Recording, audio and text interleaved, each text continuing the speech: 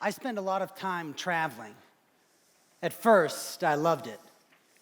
But after a while, traveling became a constant race from point A to point B. Then something changed.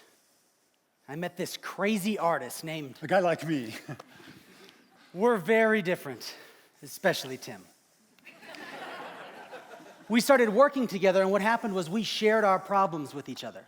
Garrett's problem of the monotony of too many airports and hotels. And Tim's burden of having piled up a lifetime of drawings no one would ever see. So when we met, I solved his problem. Because Garret and I have talents that perfectly contradict each other. So we met like two blind spiders weaving a web in the middle of a Chinook. He's an artist. It's all metaphor for him. I'll translate. Right before I left on a trip to Scandinavia, Tim handed me a package with 3 of his original drawings and said, give these to random strangers and ask nothing in return. I could have never dreamed how much this simple idea would change my reality. Because I have to express myself, as I encounter the world. So it's kind of like I'm receiving these little radio signals, beep, beep, beep, from the greater culture, and my job is to translate them into understandable language. Kind of like, thanks, Tim. That's good. Let's skip that part. So I took off on this art mission. Here, stay focused. So I took off on this art mission. I had these drawings to give away. I thought, who am I going to choose? How will I know? I was in Copenhagen, Denmark. I had a free day, and my only goal was to meet a stranger and give him or her a gift.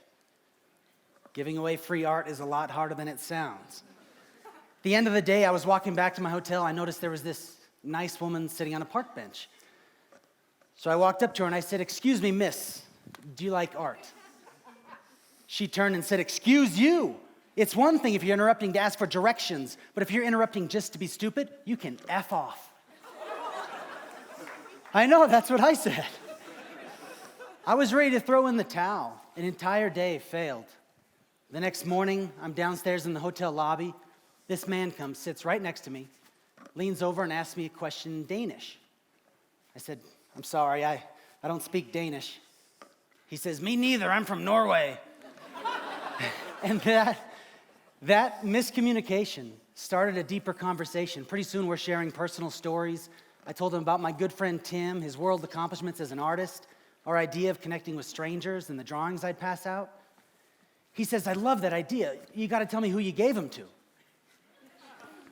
I said, I haven't given any away yet, but I know who I want to give one to. I handed him a drawing. He stared into the image, and immediately he jumps out of his seat, throws out his arms, and says, I got to give you a hug, man. That was the first of many gifts to come. Experiencing how it's possible for 2 random strangers who had only known each other for a couple of minutes to connect. I was traveling cross country, and meanwhile, clear on the other side of the planet, hidden away in his studio, Tim had no idea what had happened to the drawing. Oh, sorry. He doesn't get out much, clearly. When Tim puts himself together, he's going to show you a drawing. Yeah, so this is kind of what the drawings look like. I know it doesn't look like much, it's just sort of a blank, but this is how it appears to me. It's not until I really am able to pour something of myself into the drawing that it really starts to come alive. So these are some of the actual gift drawings we've given away. They're studies, sketches, stuff that's not part of my professional output, but still has enough energy to reach out and grab somebody. So the cool thing about the Random Gifts of Art project is that the artwork is kind of like Garret himself, because he's, gregarious. He's eager to make new connections and open up new possibilities. It's the best of the social human being, only optimistic. So the same can be said for the artwork, because imbued with the artist's soul, it too is reaching out, trying to make a connection. So the artist's problem is that every artwork is a gift of humility. It's a problemamility.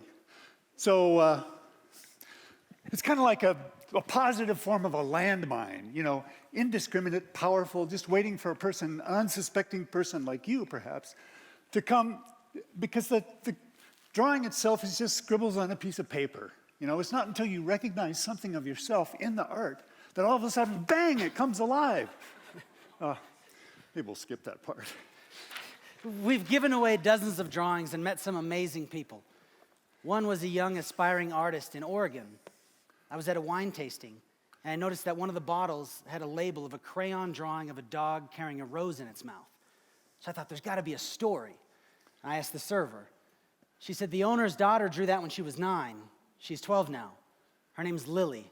The wine's named after her, you know. So I got a chance to meet her and her mom. I gave her a drawing. This little girl was so excited. Turns out her grandfather was a retired art teacher.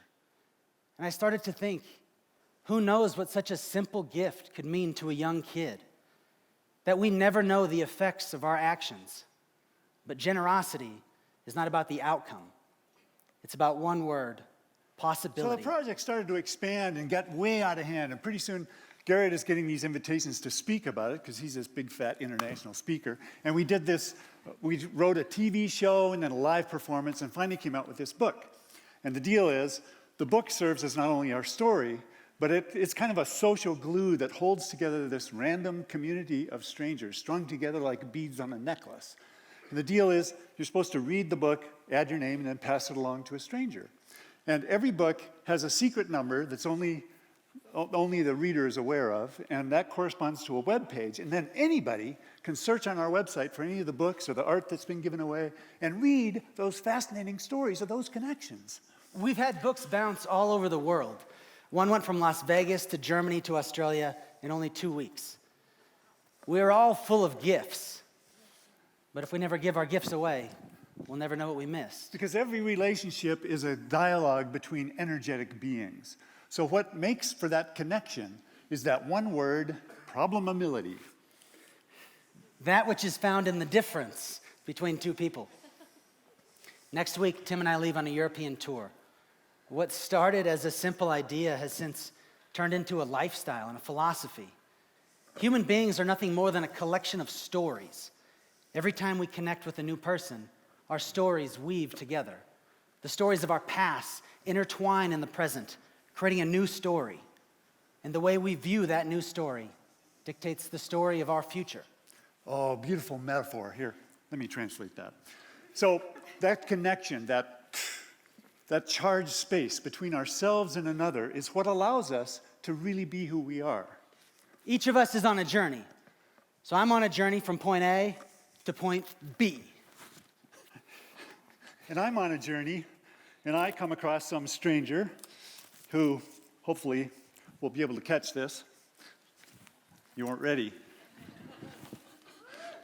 And the place where our paths cross, symbolized by the gift, is what creates that charged space of infinite problemability. Basically, giving away free art became a good excuse to meet people. Like you, ma'am, what's your name? Bev. Nice to meet you. You can hang on to that, stay connected to Tim, and we'll get right back to you. In the book, I had to tell the story of Lily, the young artist, but I had a hard time finding the message because I only had the beginning of the story, and time would tell the rest, right? It had been 2 years, so a couple of months ago, I wrote her a letter and sent her a book. And then in the return mail, he gets this beautifully handwritten letter that reads, I wanted to thank you so much for the touching letter and copy of your book.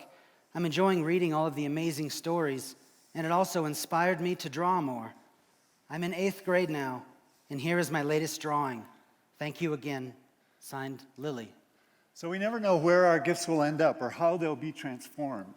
But every one of us, just like an artwork, is energetically attracted to every other person.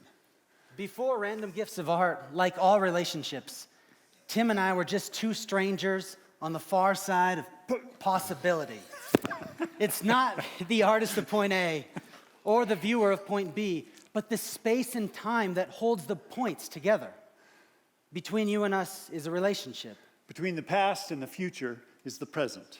Between birth and death is life, a connection. And every connection holds an infinite amount of So the next time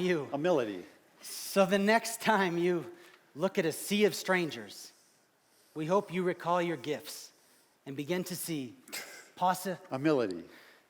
Bev, we don't know you very well yet, but if you'll accept our invitation, we hope to get to know you and talk with you afterwards. Yeah, we could talk about yarn. We have a gift for you as a representation of the gift you have within that's attracted to every other person. But there's one thing we want you to know about this drawing, and that is that this one was made by Lily. So, in the spirit of random gifts of art and infinite possibility, Bev, this is for you.